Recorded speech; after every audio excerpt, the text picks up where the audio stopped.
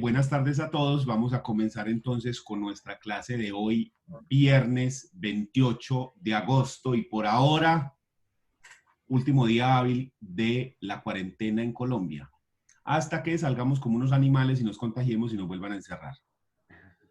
Muy bien. Sí, diga que no. No, soy yo sí, pero No, eso es verdad. ya también es como, Deberías. uno no sabe ni qué es peor, hermano. Estamos de acuerdo. En eso sí estamos totalmente de acuerdo. Profe, mire que con un solo día, el día sin IVA, que fue el 19 de... Pero es que eso sí Sí. fue una ocurrencia, la hijo de puta, eso fue en mitad del... Es que nosotros somos una figura. No, eso es de Qué campeonato. belleza qué belleza Pero nosotros no. Eso es el presidente. Por nosotros, no me refiero al presidente, pero ya, no se supone que los cogimos nosotros, caretín. No, Profe, este pero si en pueblo un es día una se belleza, para, este contagió. pueblo es No, una primero belleza. la economía, presidente. Este pueblo Profe. es una berraquera. ¿Para qué vamos a decir que no? Hermoso, el Sí, sí. Sagrado Corazón que viva, hijo de puta. Sí, señor, así es que. Pero si en un solo día se contagió tanta gente ahora dándole día libre a todos los borregos, ¿cómo va a pasar? No, es que relájese. Eso es como una montaña rusa, mija. Ya llegamos arriba, o sea que ya queda. Dejémoslos. Pero como una montaña rusa de destino final, así que en cualquier momento sale un tubo y nos traspasa todo. Sí, bueno. Muy bien, artículo 88. Estábamos hablando de las pretensiones porque estamos hablando de los requisitos de la demanda declarativa y mencionamos los primeros dos requisitos que son la introducción, que vienen siendo los numerales 1, 2 y 3 del artículo 88 del Código General del Proceso, que vienen siendo juez al que va dirigido, identificación de las partes, identificación de los apoderados. Luego pasamos a hablar del numeral 4, que vienen siendo las pretensiones, que el código simplemente nos dice lo que se pretenda expresado con precisión y claridad. Ahí mencionamos que dentro de un proceso declarativo puede presentarse que se puedan pedir varias cosas, ¿ya? Y eso es lo que conocemos como el fenómeno de acumulación de pretensiones. Con ese fenómeno de acumulación de pretensiones dijimos que usted puede acumular, pero que existen varias formas de acumular. Y entonces mencionamos las tres formas. Ahora vamos a hablar del artículo 88, que son la acumulación de pretensiones, y aquí están los requisitos para acumular pretensiones. Nos dice el artículo 88, el demandante podrá acumular en una misma demanda varias pretensiones contra el demandado, aunque no sean conexas, siempre que concurran los siguientes requisitos. Primero, que el juez sea competente para conocerlas todas sin tener en cuenta la cuantía. ¿Qué significa esa expresión de sin tener en cuenta la cuantía? Cuando uno establece la competencia, la cuantía sirve para establecer el rango del juez. Entonces, si las cosas son de mínima o menor cuantía, le corresponde al municipal, y si son de mayor cuantía, le corresponde al juez de circuito. Entonces, ¿a qué nos referimos con esa expresión? Nos referimos que al que puede lo más, puede lo menos. Es un principio del derecho. Quiere decir que el juez que puede resolver los conflictos de mayor cuantía podrá resolver entonces también los conflictos de menor cuantía y de mínima. Y el que puede resolver los conflictos de menor cuantía puede resolver los conflictos de menor y de mínima, ¿sí? El que puede lo más, puede lo menos.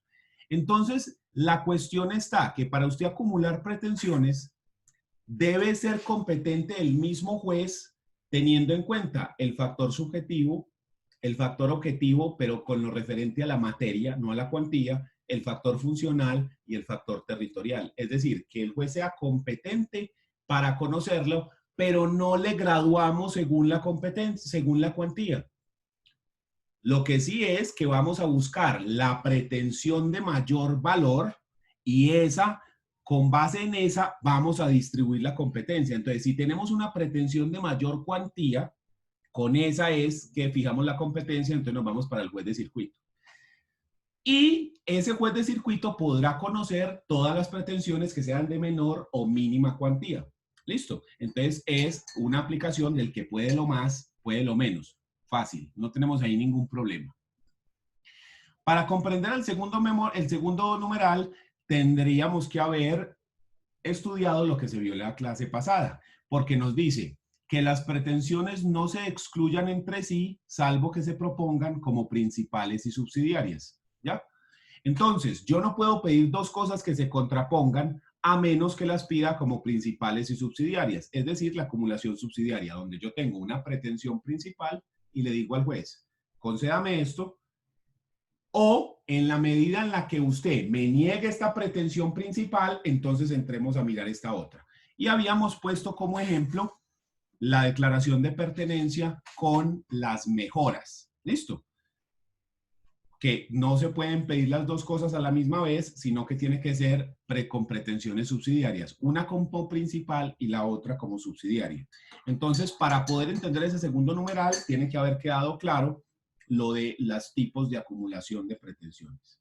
Listo. Y el tercero nos hace referencia a que todas puedan tramitarse por el mismo procedimiento. Es decir, que yo solamente puedo acumular pretensiones que se pueden tratar por el proceso declarativo con pretensiones que se puedan tratar con el proceso declarativo, pretensiones ejecutivas con ejecutivas, liquidatorias con liquidatorias. ¿Por qué razón es esto? ¿Cuál es la razón? Porque cada proceso tiene una estructura diferente. Entonces, si yo analizo la estructura de los procesos, sería más o menos así. El proceso declarativo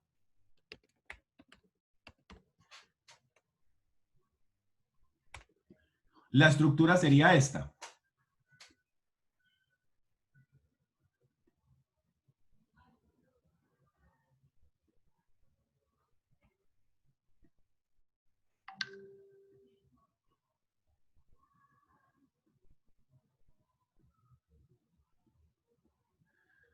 Esta sería la estructura del proceso declarativo. Entonces acá tenemos demanda. Esta sería acá la admisión. Esto sería acá la notificación. Esta sería aquí la contestación. Este otro sería acá, yo lo pongo por aquí, sería la audiencia inicial. Y esta sería la audiencia de instrucción y juzgamiento. Y este último sería la sentencia. ¿Ya? Pero si yo comparo este proceso con un proceso, digamos, liquidatorio, la estructura del proceso liquidatorio sería así.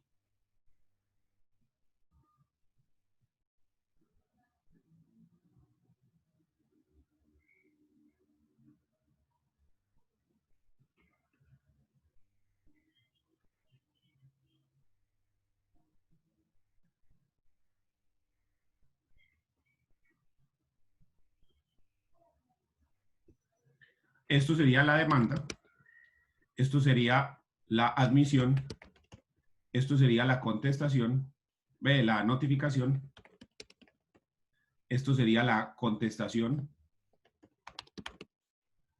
esta sería la audiencia de inventarios y avalúos, esta sería la etapa de partición y esta sería la sentencia aprobatoria de la partición.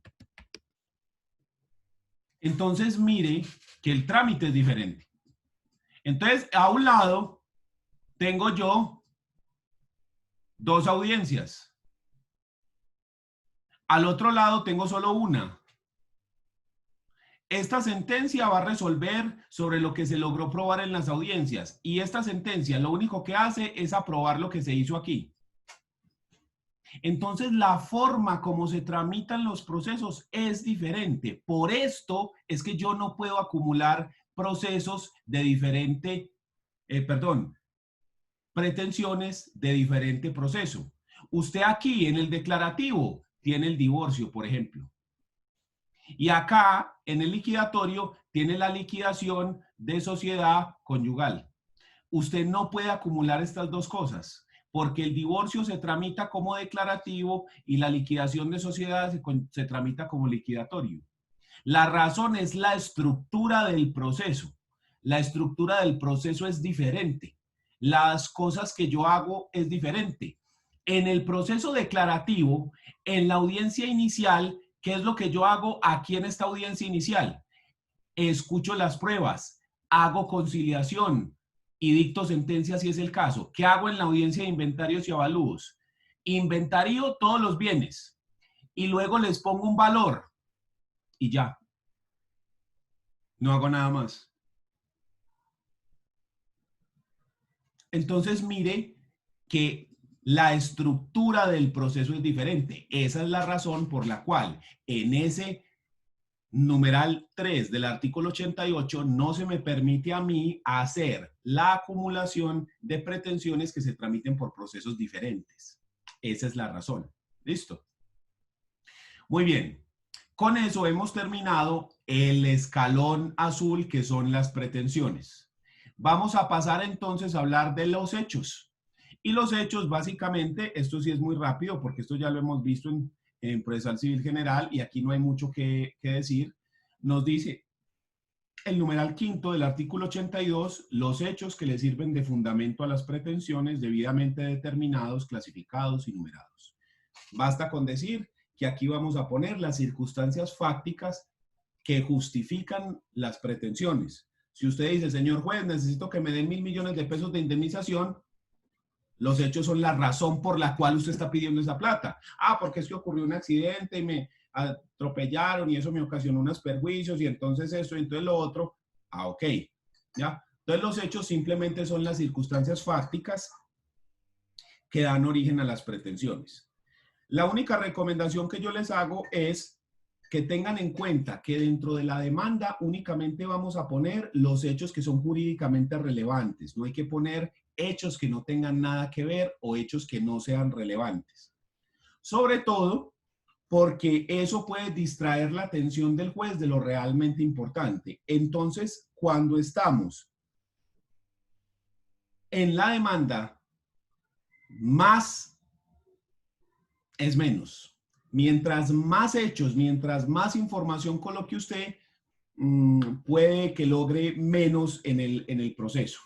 Entonces, simplemente ponga lo estrictamente necesario, lo que es realmente importante. Piense que debe reducir usted los hechos a única y exclusivamente lo relevante. El resto, no lo ponga, no sirve para nada. No ponga hechos para dar contexto, porque es que usted no está escribiendo una novela, usted está haciendo una demanda. Mientras más hechos, créame, menos posibilidades tiene usted de ganar el proceso. ¿Por qué? Porque Colombia es un país que no lee. Y aunque uno no puede generalizar, si el colombiano promedio no lee, ¿qué le hace pensar a usted que el juez sí es un ávido lector? Solamente porque es abogado y es juez. Si aplicamos la misma regla y usted pone 100 hechos y nada más le leen 60, 50, 40, y los más importantes estaban al final, te jodiste. ¿Sí? Entonces tratemos siempre de ser muy conscientes con el número de hechos que vos ponés.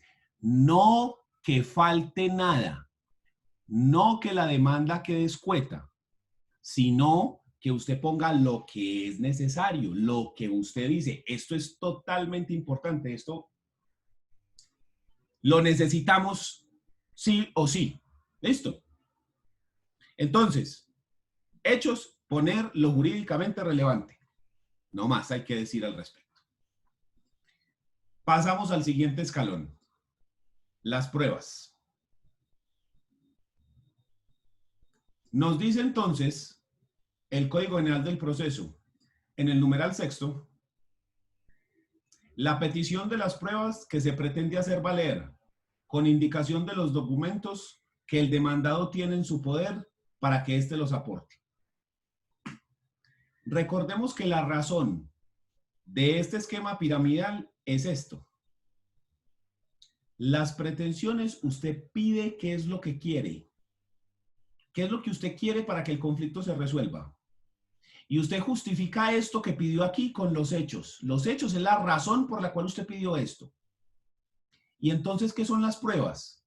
Las pruebas lo que pretenden es demostrar que estos hechos sí ocurrieron, que esto es cierto. La única finalidad de las pruebas es demostrar que los hechos pasaron. ¿Y por qué? Porque si esto pasó, si esto es cierto, entonces sus pretensiones tienen fundamento. Y entonces, si las pretensiones tienen fundamento, se las tienen que conceder.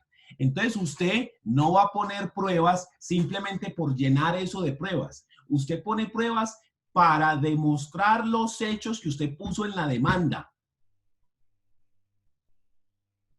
Entonces, muchas veces es muy importante decirle al juez qué es lo que pretende usted demostrar con las pruebas. Si usted pone un registro civil de nacimiento, un registro civil de defunción, un registro civil de matrimonio, pues no será necesario decirle al juez qué es lo que vas a demostrar, porque es obvio, ¿sí? Si en una sucesión usted pone un registro civil de defunción, pues es obvio que lo que estás demostrando es la defunción. Pero ¿qué pasa cuando usted menciona 5 testigos o 10? Llame como testigos a Pedro, Juan, Lucía, Alberto. ¿Y esa gente de qué va a declarar? ¿Qué van a decir esas personas? ¿Qué es lo que van a demostrar? Porque el juez le podría decir, no, le limito en aplicación del principio de economía procesal esos 10 testigos a 2. ¿Tantos para qué? Usted le dice, no, momentico, señor juez, es que vea, los 2 primeros van a demostrar el hecho segundo, los otros el tercero, los otros el cuarto, los otros, y así. Entonces ahí se los tienen que aceptar todos los 10 testigos. Porque usted, por cada hecho, pone a 2 personas que lo corroboren. Listo, perfecto. Pero si son los 10 para demostrar una sola cosa, con 2 es suficiente. O 3 máximo. Entonces es importante decirle al juez qué es lo que usted pretende demostrar con las pruebas. ¿Para qué es que usted está presentando eso? Y recuerden, por favor, que todas las pruebas que usted vaya a pedir durante la demanda, todas, absolutamente todas, tienen que cumplir con los 4 requisitos de las pruebas, los 4 requisitos probatorios. ¿Sí? Que eso usted lo vio en teoría general del proceso, y si no lo vio, yo se lo recuerdo. Los 4 requisitos probatorios son estos: conducencia, pertinencia, utilidad y ausencia de prohibición legal. ¿Conducencia qué es? Que las pruebas sean idóneas, que usted con esa prueba sí pueda demostrar ese hecho. Entonces yo quiero demostrar que Pedro le debe a Juan 2 millones de pesos, para lo cual presentó un documento firmado por Pedro donde él promete pagarle la suma de 100 millones de pesos, de 2 millones de pesos. ¿Será que yo con ese documento sí puedo demostrar? Claro. Ah, pero yo lo que quiero demostrar es la filiación entre Pedro y Juan, que Pedro es hijo de Juan. Y llevo 2 testigos. ¿Será que yo con los testigos puedo demostrar el parentesco de una persona, que una persona es hija de otro, con un testigo? No. No. O sea, esa prueba no es conducente. ¿Cómo No es demuestro yo idónea. que Juan es el dueño del carro con el que me chocaron? Porque en la matrícula del carro está su nombre. Si yo presento, no sé, una foto de Juan parado al lado del carro, ¿yo con eso podré demostrar la propiedad? No. Entonces, la conducencia implica que la prueba sea idónea, que yo con esa determinada prueba sí pueda demostrar el hecho. ¿Cuál hecho? Todas las pruebas van encaminadas a demostrar un hecho, ¿sí? Las pruebas no están ahí para rellenar, ahí en el aire, no. Las pruebas están porque usted va a demostrar algo con esos. ¿Qué es lo que va a demostrar? Uno de los hechos de la demanda. Entonces, cuando yo digo que sean idóneas para demostrar el hecho, es ese hecho que va a demostrar usted con esa prueba. Ahora bien, ya es idónea. Entonces, la prueba tiene que ser pertinente. O sea, que la prueba vaya a demostrar un hecho que tiene relación con la controversia. Entonces, en un divorcio, por ejemplo, es pertinente una prueba, digamos, de un dictamen de medicina legal para establecer que hubo violencia intrafamiliar. ¿Sí? Eso es una prueba pertinente. Pero sería impertinente una escritura pública donde dice que Pedro consiguió la casa durante el matrimonio. ¿Eso para qué? Eso sirve en la liquidación de la sociedad conyugal, pero en el divorcio no sirve para nada. Entonces eso es impertinente. Cuando el hecho que se pretende demostrar con la prueba no tiene relación con el conflicto, entonces estamos hablando de pruebas impertinentes. Y mucho cuidado porque muchas veces las personas intentan introducir hechos para desprestigiar a la parte o para distraer la atención. Entonces uno tiene que estar pilas que las pruebas que pide tanto el demandante como el demandado sí tengan pertinencia, que los hechos que se pretenden demostrar con esas pruebas sí tengan relación con el conflicto. ¿Listo? Profe, pero hay abogados así. Sí, ahí es donde usted tiene que actuar, bien sea como juez o como contraparte, porque el juez, ante una prueba impertinente, el juez se la tiene que limitar y decirle, doctora, lo siento, pero no le voy a decretar esa prueba por impertinente. Pero hay jueces que no se dan ni cuenta, porque no saben o porque no se quieren dar cuenta o por lo que sea. Entonces, ¿qué? Jodidos.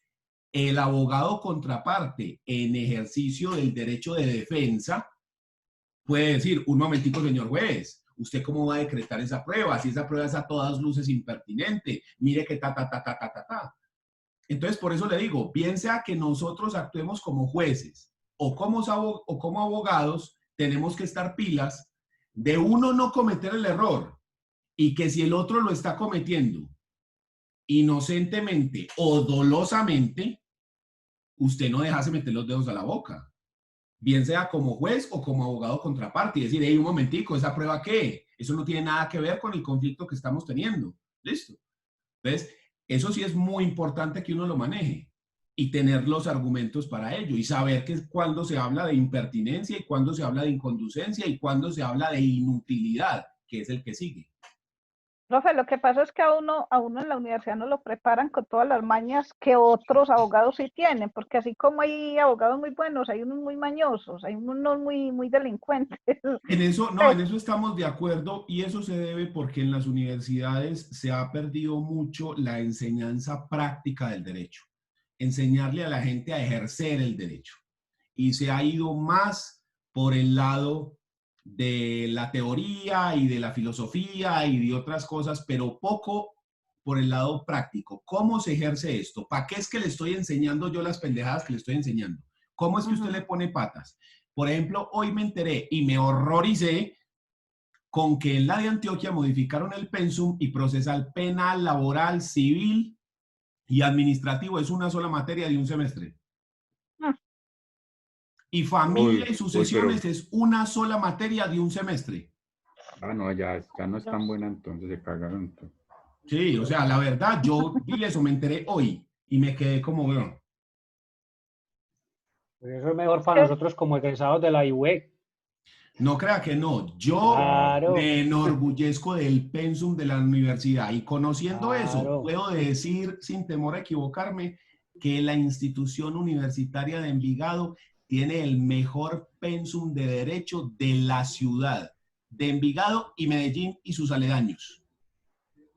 Sí, porque habiendo visto el de la Medellín, el de la de Antioquia, el de AFIT, el del CES, el pensum de nosotros es el mejor pensum de todas, es el más completo. Y aún así queda pasa lo que dice Ana. Flojo.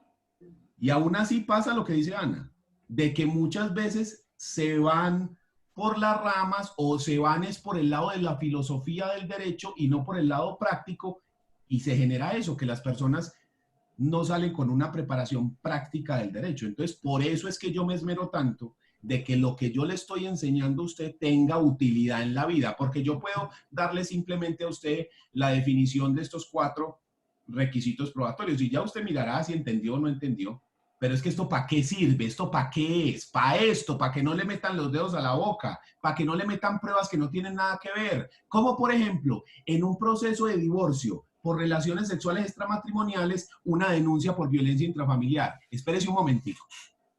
Si usted me está pidiendo el divorcio por relaciones sexuales extramatrimoniales, ¿como para qué me está poniendo ese denuncio ahí? Usted no me está pidiendo nada con violencia intrafamiliar, entonces ¿eso para qué?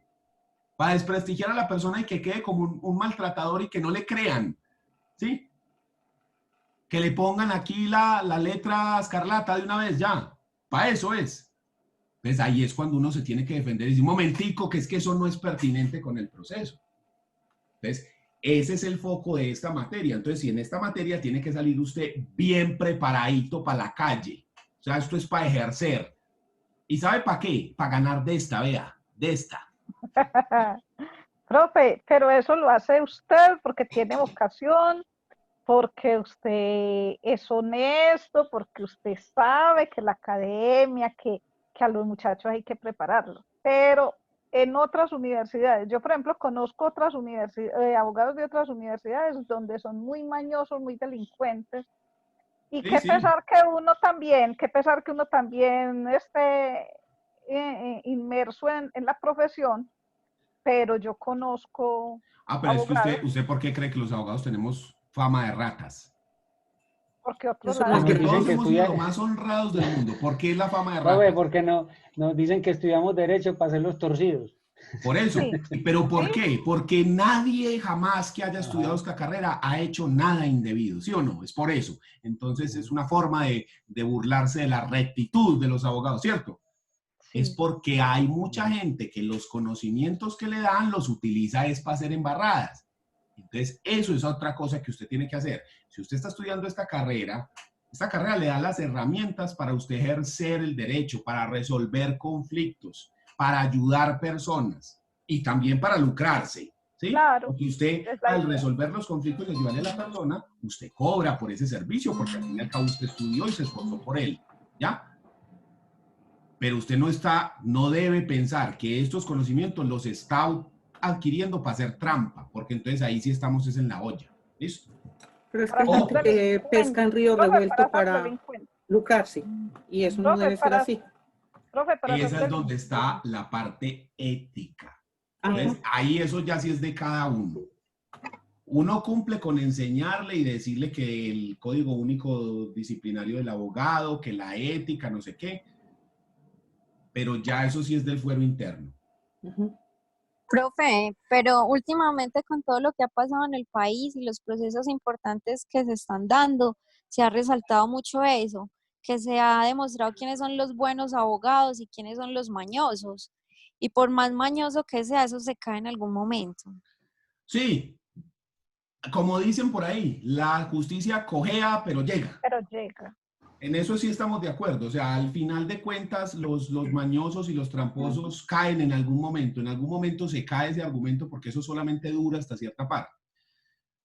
¿Y sabe qué es mejor? Coger a un mañoso y usted dale 3 vueltas con argumentos jurídicos y decirle, es que yo sé que usted es un mañoso porque ta. Ay, eso sí que es sabroso en la vida. Eso sí que es ya. Doctor, se le cayó la señal a Gustavo Rodríguez. Ahí me está diciendo que te avisara, por si Y de si le pronto puede no dar se podría entrada, conectar. profe. Que la recoja, que no hay problema. Muy bien.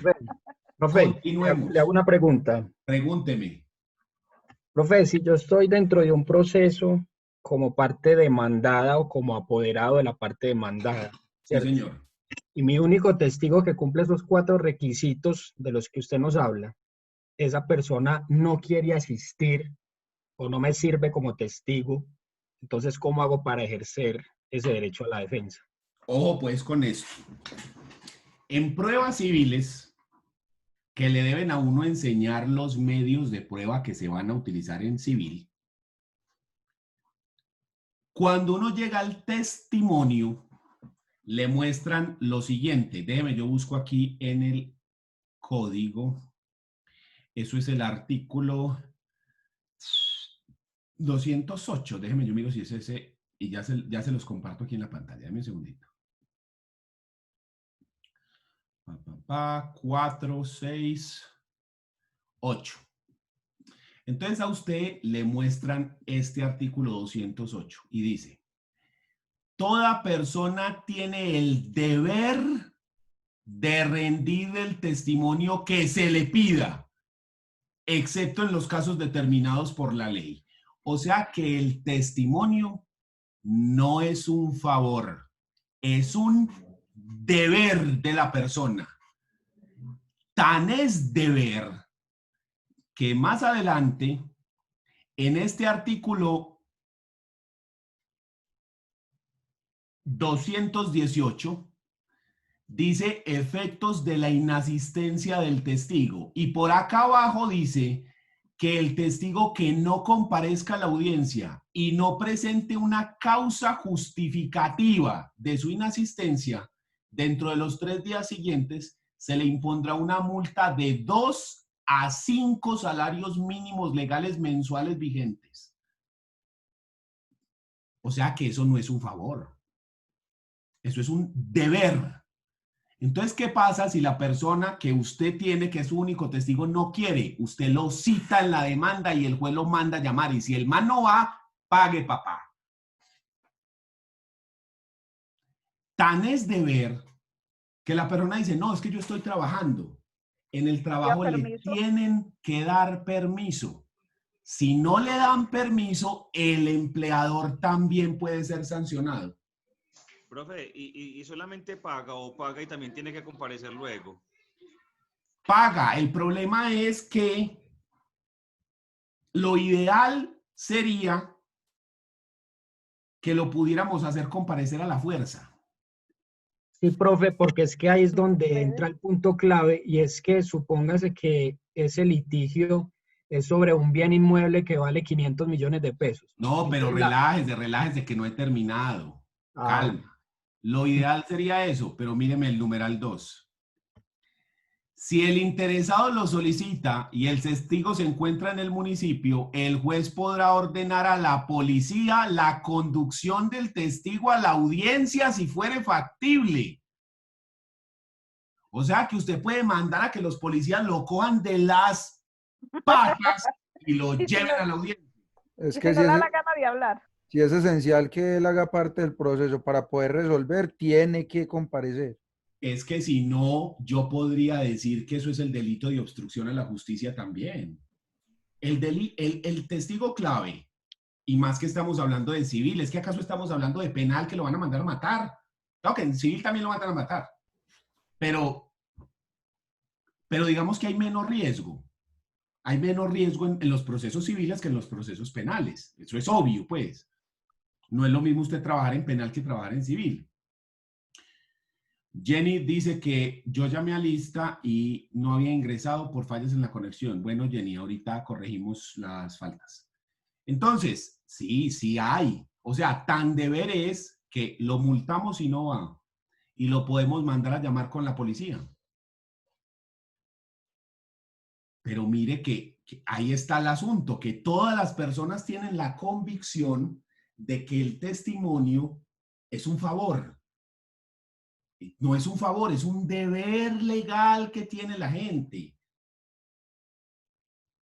Pero la gente tiene esa convicción de que es un favor. Y lo que es peor aún, que la gente tiene la idea de que cuando yo le digo: Andrés Zapata, te voy a llamar como mi testigo para que vayas a declarar, le estoy diciendo: Andrés Zapata, te voy a llamar para que vos vayas al juzgado a decir mentiras a mi favor. No. Cuando yo llamo a un testigo, yo como abogado tengo la obligación de preparar el testigo. ¿Qué significa eso? Le tengo que decir: vea, lo vamos a llamar en esta audiencia, ahí van a estar estas personas, va a pasar esto, usted va a decir nada más que la verdad y no va a decir nada que usted no sepa, que no le coste o que no sea cierto. No vaya a decir una mentira, porque es que yo no lo estoy llamando al juzgado para que diga mentiras. Lo estoy llamando porque usted vio algo, sabe algo, le consta algo y yo necesito que usted lo diga tal cual como lo vio. O lo escuchó o lo sabe, ¿sí? Entonces, uno le tiene que decir a los testigos que no es para que declare a mi favor. No, no, no, no. Es para que declare lo que él sabe. Si no sabe, diga, no, no sé. No, yo eso no lo sé.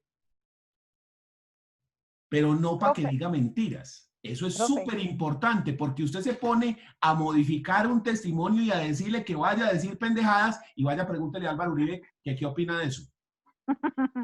Profe, pero también hay testigos que hay que tener mucho cuidado con ellos porque ellos piden plata prestada antes de. Y si usted no me presta, no cuente conmigo para ir a rendir versión. Ah, pues ahí usted le echa los tombos y que lo lleven de las patas. Exacto. Y fuera de eso, lo denuncia penalmente por extorsión. Y si no le da la gana de hablar. No, es que tiene que, Entonces, por eso para la policía. Para eso también hay ley. Profe, yo conocí una testigo en un proceso que pidió plata prestada antes, Mira, como 4 días antes.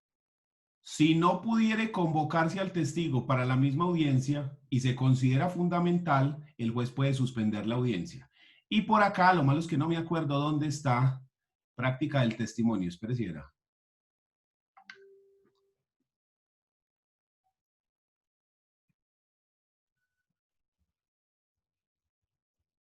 Véalo acá, si no quiere hablar, mire acá.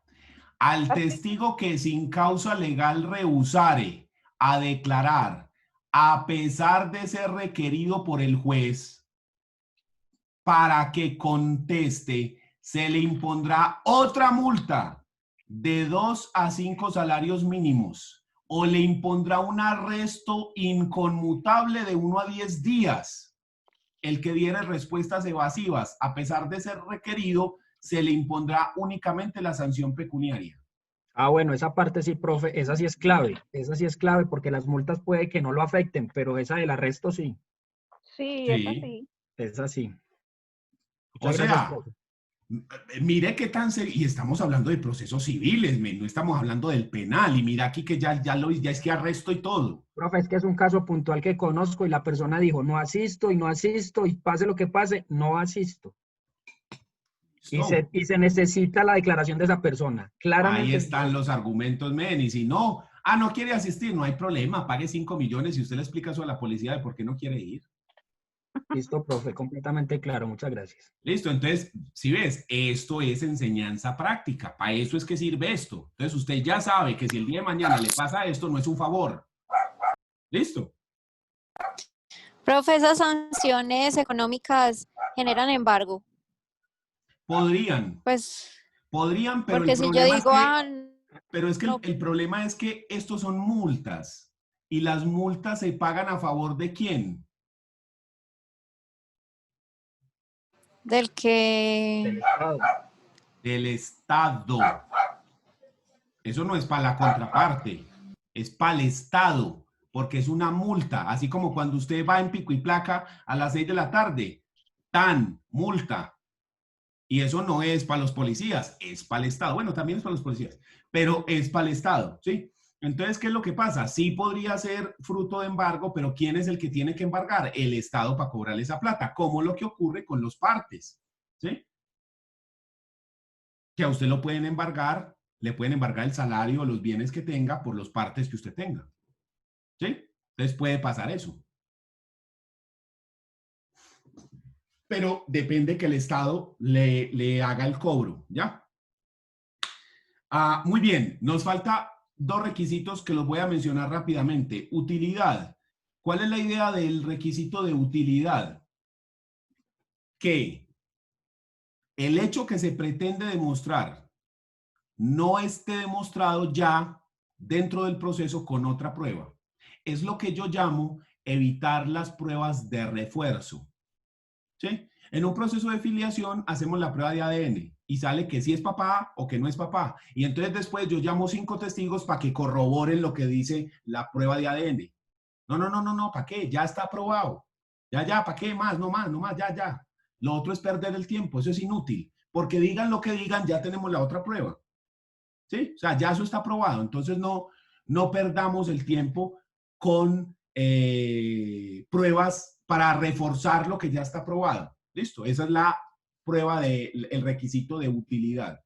Y el último es la ausencia de prohibición legal. que básicamente es que el medio probatorio no se encuentre prohibido o la aplicación del principio de licitud de la prueba, que uno lo ve en teoría general de la prueba, que le hablan de qué es una prueba lícita, qué es una prueba ilícita, que es aquella que se obtiene con violación de las normas o de los derechos constitucionales de las personas. Y ahí es donde le hablan a uno de la teoría del fruto del árbol envenenado, que si una prueba se obtiene ilegalmente, todas las otras pruebas que se desprendan de ahí, así hayan sido obtenidas legalmente, son ilícitas. Esa es la teoría del fruto del árbol envenenado.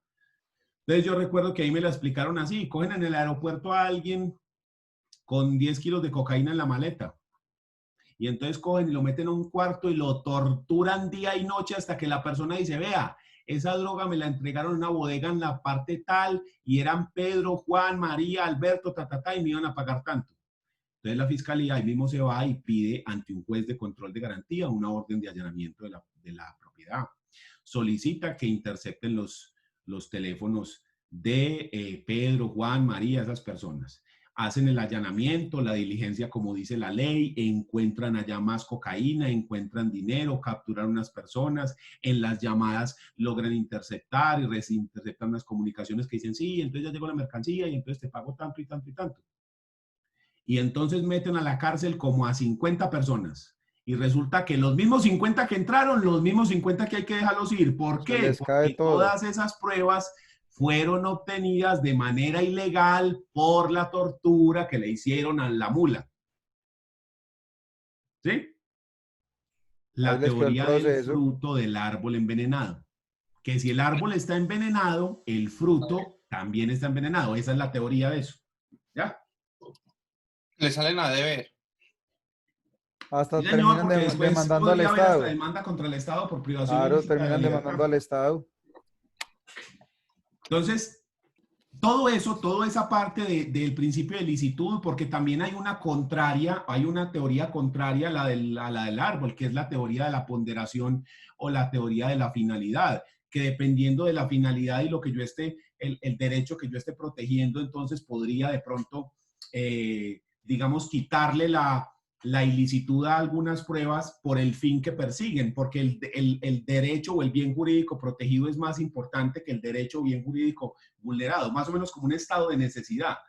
Recuerden que en penal nos hablan del estado de necesidad donde se vulnera un bien jurídico para rescatar otro, entonces que se hace como una ponderación y eso baja la responsabilidad penal. Sí, más o menos algo así, más o menos. ¿Ya? Pero ese es tema de teoría general de la prueba. Entonces, lo importante es que usted como abogado civilista sepa que todas sus pruebas, todo lo que usted vaya a pedir, tiene que cumplir con estos requisitos probatorios. ¿Listo? Primer punto. Segundo punto, ¿qué cosas se pueden pedir como prueba o cuáles son los medios de prueba que son susceptibles o que se pueden pedir en civil? ¿Cuáles son los medios de prueba que yo puedo solicitar en ese numeral sexto del artículo 82? Estos. Este es el abanico de medios probatorios que consagra el Código General del Proceso. Dentro de este abanico, usted puede escoger cualquier número o cualquier medio probatorio, siempre y cuando cumpla con los requisitos que acabamos de ver. Entonces, parte de nuestro trabajo como abogados es mirar de este abanico cuáles son las pruebas que yo voy a utilizar. Básicamente usted es como un mecánico y este es su cinturón de mecánico. Entonces aquí están las herramientas. Entonces usted ve el carro y usted dice, ah, vea, para esto necesito una llave de 3/4 y entonces para aquí necesito una y así. Y esto es. Usted escoge de esta lista los medios de prueba. ¿Sí? Entonces usted puede escoger declaración o interrogatorio de parte, confesión, juramento, testimonio de terceros, dictamen pericial, inspección judicial, documentos, indicios, informes. ¿Dónde están reguladas estas pruebas? Estos medios de prueba están regulados en el Código General del Proceso, específicamente en el libro segundo, artículos desde el 164 hasta el 277. Desde el 164 hasta el 277. En esos artículos, en esos 100 y piquito de artículos, están regulados todos los medios de prueba cómo se practican, cómo se hacen. De ahí fue donde les leí lo del testimonio, de ahí de esos artículos. Entonces, Profe, cómo se hace, cómo se practica, todo eso. Dígame. profe, libro segundo. Libro segundo del Código General del Proceso. Artículos 164 a 277. Dale, profe, gracias. Listo. Y es muy importante recordar que el mismo artículo 164, el primero de esa lista que le di, llega y dice esto. Toda decisión judicial debe fundarse en las pruebas regular y oportunamente allegadas al proceso.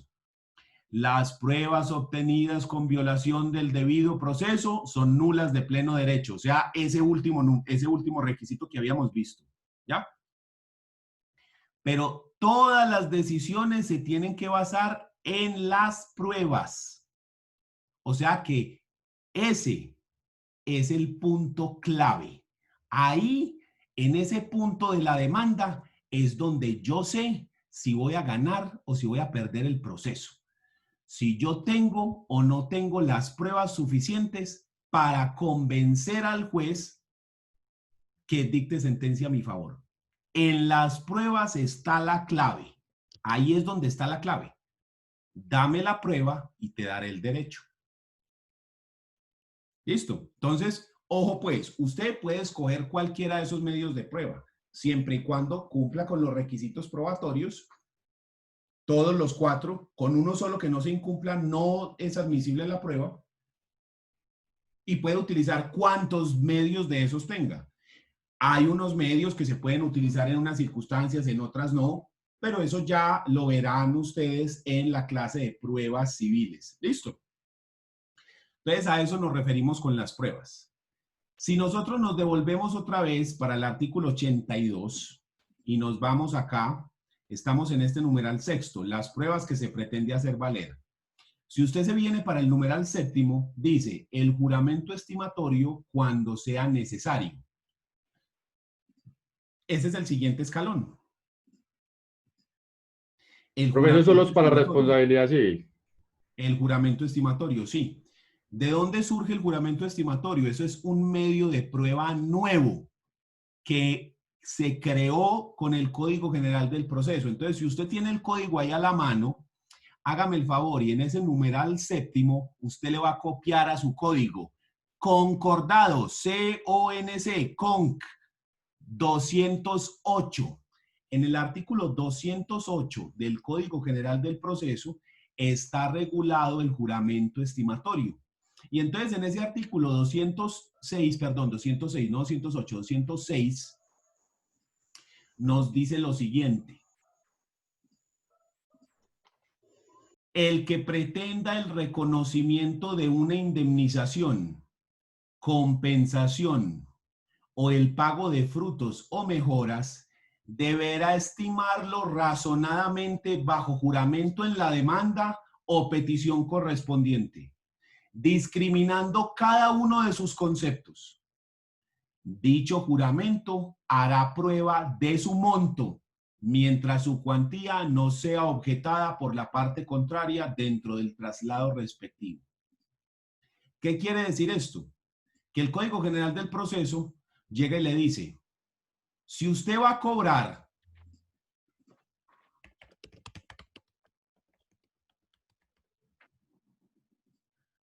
si usted me va a cobrar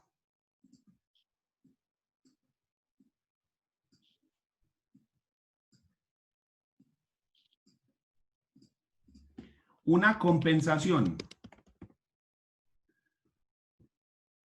frutos, una indemnización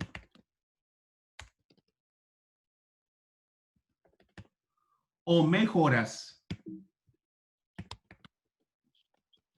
en cualquiera de estos 4 casos, compensaciones, indemnizaciones, frutos o mejoras, usted tiene que hacer el juramento estimatorio.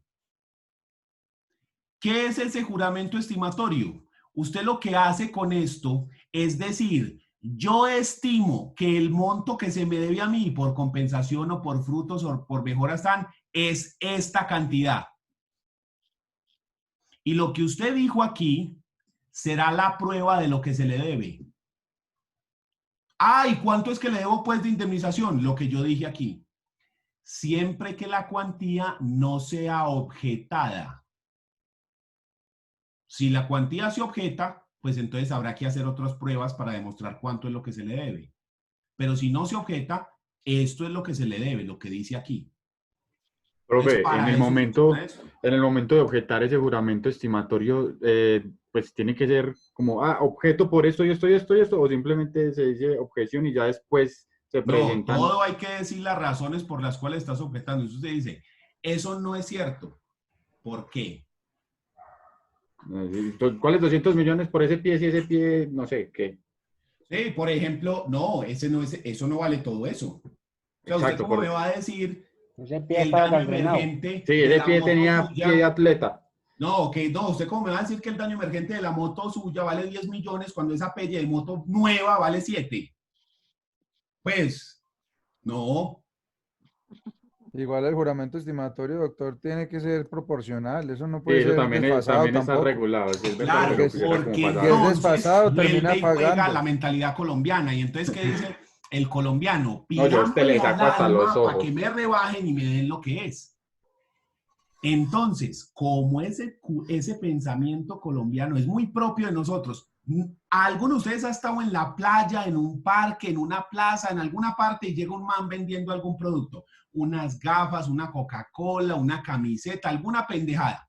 Entonces llega el man de las gafas y uno, hey, parce, venga, ¿cuánto valen las gafas? 50 barras. ¿Usted 50.000? Estás en huevonando. Estás viendo la caga, después deme 2.000 pues. De 50.000 me bajaste a 2.000. ¿Sí? Y así, todos lo hemos vivido en algún momento, de que una cosa, le ponen un precio estrafalario y lo termina uno sacando por nada.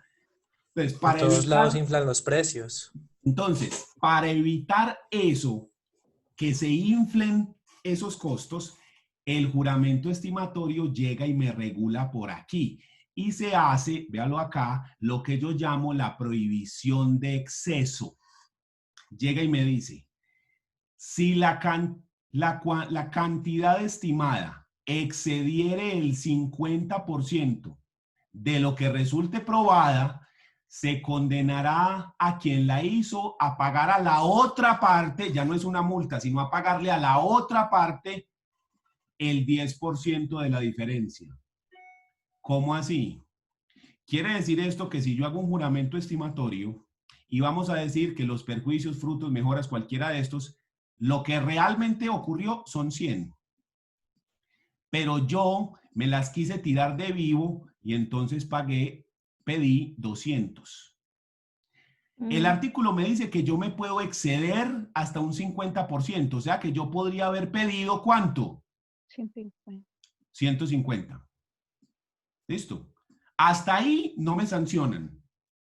De ahí para arriba me empiezan a sancionar. Entonces yo pedí 200. ¿Cuánto me excedí arriba del 50%? 50 millones de pesos. Sobre este exceso me ponen a pagar el 10%. O sea, 5 millones. O sea, 5 millones. ¿Y a quién? No es una multa como en el caso anterior, es a la contraparte. A la otra parte. O sea, que la terminan dando al que le está sacando 155. usted, le terminó pagando. Exactamente. Entonces usted que me estaba tirando chuzo con esa pelle de moto, le toca pagarme a mí ese excedente para evitar el vivo. Entonces, ¿qué es lo que tenemos que hacer? ¿Quién fue el que dijo? Que eso sea proporcional, que sea un avalúo real. Hay personas que no saben hacer esas liquidaciones de perjuicios, que no saben hacer ese avalúo. Entonces, ¿qué es lo que a usted le toca hacer? Contratar a alguien que sepa. Ese es el problema Usted cuando coge el proceso, usted puede decirle con toda claridad al cliente, vea, esa demanda necesita un juramento estimatorio, entonces necesitamos a alguien que nos liquide esos perjuicios o que nos liquide ese crédito. Entonces necesitamos contratar a un contador o a alguien así y esa persona nos cobra tanto. Entonces, mis honorarios por representarlo en el proceso son esto, pero además necesitamos eso otro. Profe, pero necesita que el juez lo nombre. o uno lo puede conseguir así No, es que por es la fuera. parte de la Eso es usted, responsabilidad, eso es es la parte usted, de la porque la parte en la usted que tiene está- la para que no le cobren, obligación de presentar el autorizada. Por eso juramento no es estimatorio con la demanda, si no se la inadmiten. para como abogado no cometer el error de poner al cliente a pagar 2 veces o a pagar mal por eso. Claro, entonces, si yo no sé, yo tengo que ser claro con el cliente y decirle, es que en la claridad y en la honestidad está la clave, y decirle, men, yo te represento, pero yo no sé liquidar esos perjuicios, entonces yo me pongo a hacer esto y después nos condenan por lo que no es. Entonces, más bien, paguémosle a alguien que sí sabe, le pagamos el evaluador. trabajo para que nos haga el juramento estimatorio, que nos liquide el crédito bien liquidado, y ya yo continúo con el proceso. Eso se puede hacer, no hay problema. O usted ya tiene a un contador amigo, por ejemplo, que es así. Entonces usted le dice, vea, usted me hace los juramentos estimatorios y yo le doy tanto de comisión en el proceso. O sea, ya es cuestión de uno organizarse, pero no ir a pecar por la más fácil. Entonces usted se pone ahí a escribir cualquier pendejada y luego lo sancionan. Luego venga para acá que hay que cuadrar. No, no, no. Entonces ahí es donde está el asunto. Listo. Entonces, ese juramento estimatorio que nos trae el artículo 82, ¿en qué casos lo vamos a poner? Si usted está cobrando indemnizaciones, compensaciones, frutos o mejoras. A eso se refiere ese numeral séptimo. Listo, para que lo tengan clave. O sea que eso es un medio de prueba. Mire que está dentro de los artículos que le dije ahorita que eran los medios de prueba, del 164 al 277 y es el 206. Listo. Entonces ahí está, ese es uno de los medios de prueba. Ya sabe, aquí en el 206 está regulado el juramento estimatorio para que le ponga aquí al ladito, en este numeral, concordado artículo 206. ¿Listo? Muy bien. Noveno, la cuantía del proceso cuando su estimación sea necesaria para determinar la competencia o el trámite. Entonces ahí es lo que yo llamo en el esquema la competencia, que es, aquí en este punto, porque me salté la competencia que es decirle al juez por qué razón él es competente y decir cuál es la cuantía del proceso. ¿Es usted competente porque este es un proceso de mayor cuantía y usted es de circuito y ta, ta, ta? Fácil, eso no tiene nada. Me salté los fundamentos de derecho, ¿ya? Que es el numeral 8. Es que como es tan chiquitico, no lo ve uno. Los fundamentos de derecho. Y entonces usted dice, ah, claro, los fundamentos. Claro. No dice nada más. Los fundamentos de derecho, 4 palabras, no dice nada más. ¿A qué se refiere eso? Las normas jurídicas sustanciales y las normas jurídicas procesales que usted solicita que se hagan valer dentro del proceso. También puede usted mencionar en los fundamentos de derecho sentencias, porque recuerden que en Colombia opera el precedente judicial. Cuando se han dado 3 o más decisiones sobre un mismo caso, en un mismo sentido, eso constituye un precedente judicial obligatorio. Y el precedente se da de 2 formas. El precedente horizontal, que es cuando yo ya he decidido, el mismo juzgado ya ha decidido en 3 oportunidades casos similares. Entonces yo no me puedo alejar de mi mismo precedente, porque si yo en esos 3 casos resolví así, ¿por qué en este estoy resolviendo diferente? Para alejarme del precedente tengo que justificar las razones por las cuales antes fallé así y ahora fallo de manera diferente. Y el otro es el precedente vertical, cuando el superior jerárquico, el tribunal, la corte, ha construido un precedente, entonces es lo mismo, incluso ese es más fuerte, porque es el superior jerárquico el que me dice cómo se está fallando ese tema. ¿Yo me puedo alejar? Sí, pero tengo que justificar las razones por las cuales me alejo de ese precedente. Entonces, yo puedo utilizar eso. El problema es que como aquí en Colombia no tenemos esa visión del proceso regulado por las actuaciones anteriores consuetudinario, como en los Estados Unidos, por ejemplo, que ustedes han visto que llega el abogado y sale, es que en el proceso de tales contra tales del año de no sé cuánto se resolvió así. Como aquí no estamos acostumbrados a eso, e incluso la rama judicial, es difícil encontrar sentencias, buscar sentencias de tribunales, de juzgados de circuito, juzgados municipales, para ver si hay un precedente. Entonces, a veces es complejo utilizar eso. Yo abro aquí y cierro esta ventana porque no se me metan los...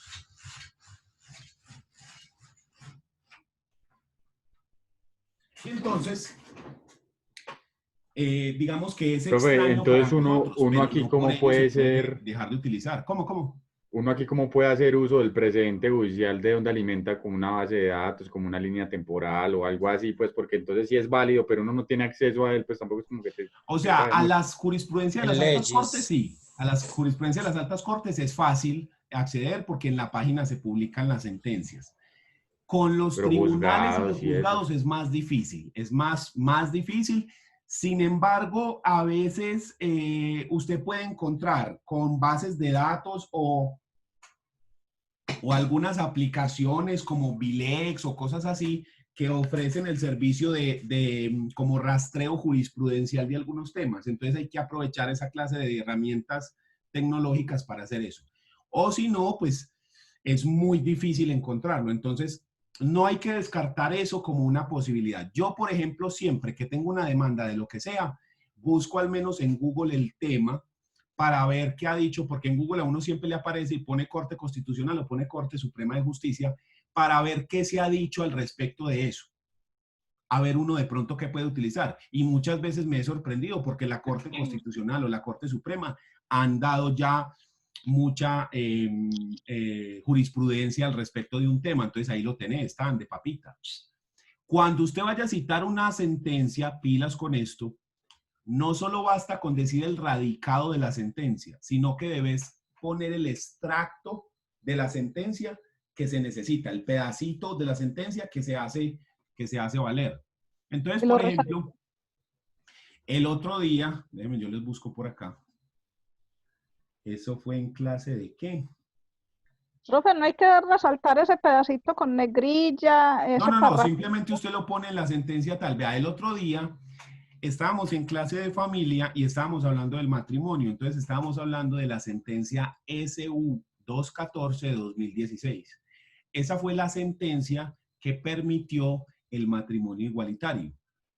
¿Por qué razón lo permitió? Entonces hubo que leerla y entonces mire aquí el extracto que sacamos de esa decisión. Entonces ya yo pongo esto más grande. Eso.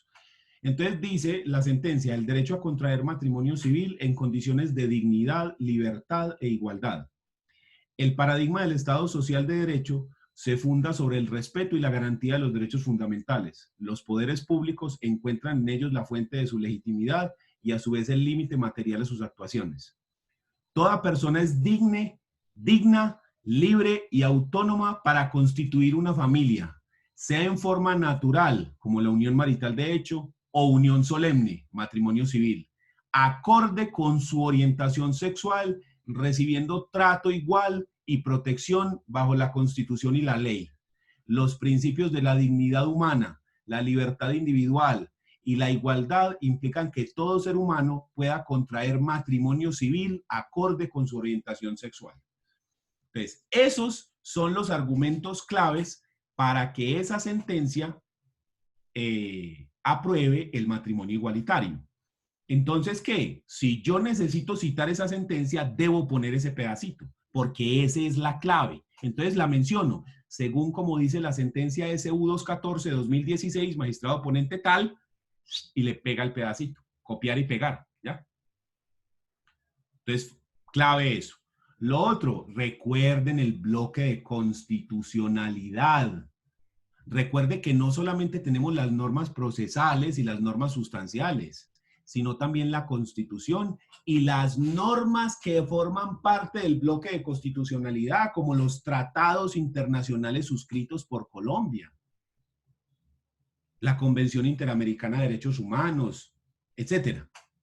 Entonces, usted también puede sustentar eso. Imagínese usted hacer una demanda y sustentarla con normas de la Convención Interamericana de Derechos Humanos, con sentencias de la Corte Constitucional, con principios del derecho. Es muy difícil alejarse de esos argumentos. Entonces, usted, mientras más argumentos jurídicos le ponga al juez, más lo encierra, porque recuerde el principio de legalidad. El juez está sometido al imperio de la ley. Entonces, si usted lo encierra de argumentos jurídicos, al man le va a quedar muy difícil salirse de la fila, ¿sí me entiende? Entonces, es muy bueno. Hay unos casos donde simplemente no, porque ya está todo muy claro, donde no hay discusión y los fundamentos de derecho son 2 renglones. Fundamentos de derecho, por ejemplo, en las sucesiones. Fundamentos de derecho, artículos tales del Código Civil, del tal al tal. Y el Código General de Procesos, del tal al tal. Y ahí ya no hay nada más que decir. Es que eso ya está súper zanjada esa discusión. Ahí ya olvídese. ¿Sí? O sea, en sucesiones ya eso no que si va a citar uno ahí sentencia ni va a citar nada. No es necesario ya. Pues entonces solamente... Es una pareja de compañeros permanentes del mismo sexo donde se está pidiendo porción conyugal. Ah, bueno, entonces ahí sí, porque primero los compañeros permanentes del mismo sexo se permitieron por una sentencia y luego se les dio la vocación hereditaria y la porción conyugal por otra sentencia. Entonces ahí sí. Profe, solo es mencionar los artículos, no... Sí, solo mencionar el artículo y la ley, pues. Artículo y ley. Solo cuando usted está citando sentencias es que debemos mencionar la sentencia y poner el extracto, el pedacito que nos hace falta. Solamente cuando estemos haciendo sentencias. Cuando es norma, simplemente artículo tal, tal, tal, artículo tal, tal, tal y sale. ¿Listo? Profe, en la universidad, en algún momento a nosotros nos hacen simulacros de audiencias. Sí, en consultorio jurídico se llama... Ay, es que uno ve 2 materias, pero no me acuerdo cómo se llama. Una se llama práctica forense y la otra se llama clínica jurídica, en esas. ¿Sí? En esas materias se hacen las simulaciones. ¿Qué? ¿Por qué? Los salvamentos de votos también se podrían poner. Lo que pasa es que el salvamento de voto se puede poner, pero tengamos en cuenta que el salvamento de voto es la persona que no estuvo de acuerdo en algo de lo que se dijo arriba, que argumenta las razones por las cuales lo dice. Entonces, el salvamento de voto no hace parte de la obligatoriedad del precedente, pero es parte integrante de la sentencia. Incluso en algunos casos, el salvamento de voto, con el paso del tiempo, después se ha vuelto una posición que tumbó lo anterior, ¿sí?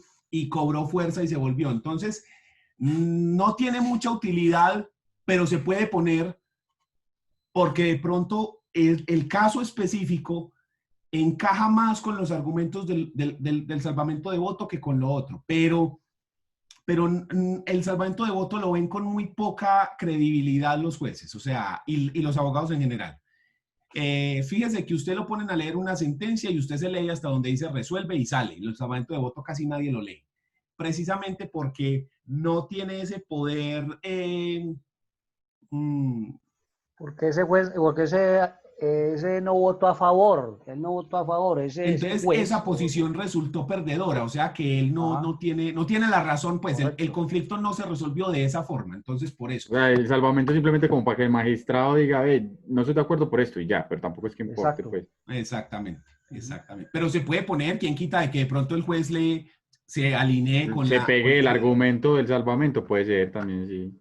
Es una estrategia que tenemos, entonces nosotros tenemos que buscar lo que yo le decía, usted es mecánico y entonces no tengo cómo soltar esa tuerca, venga y verá que lo cogemos y entonces le hacemos con este tubo y no sé, ustedes han visto, ¿sí? Hay que ser mañoso, recursivo, buscarle la forma a ver a eso. Mañoso en el buen sentido, de tener, o sea, de buscar los recursos, de no quedarse con el no como respuesta, de intentar a ver por dónde podemos encontrar un argumento jurídico que me ayude a ganar el caso y que me ayude a resolver el conflicto, ayudar a mi cliente, ¿sí? Pero hay veces en las que simplemente uno dice, no, aquí olvídese, aquí no hay nada que hacer, eso sí. Aquí estamos pataleando, pues, dando patadas de ahogado porque... Y hay que ser claro con los clientes también, cuando hay que decirles... No, pues, o sea, aquí lo que se puede hacer es muy poquito. O sea, yo le cojo el proceso, pero sépase y entienda de que acá lo que hay para hacer es prácticamente nada.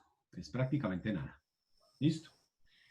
Muy bien. ¿Quién más tiene alguna duda, comentario, chisme?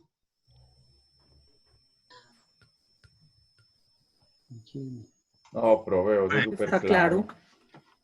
Muy bien. Entonces vamos a dejar ahí por hoy.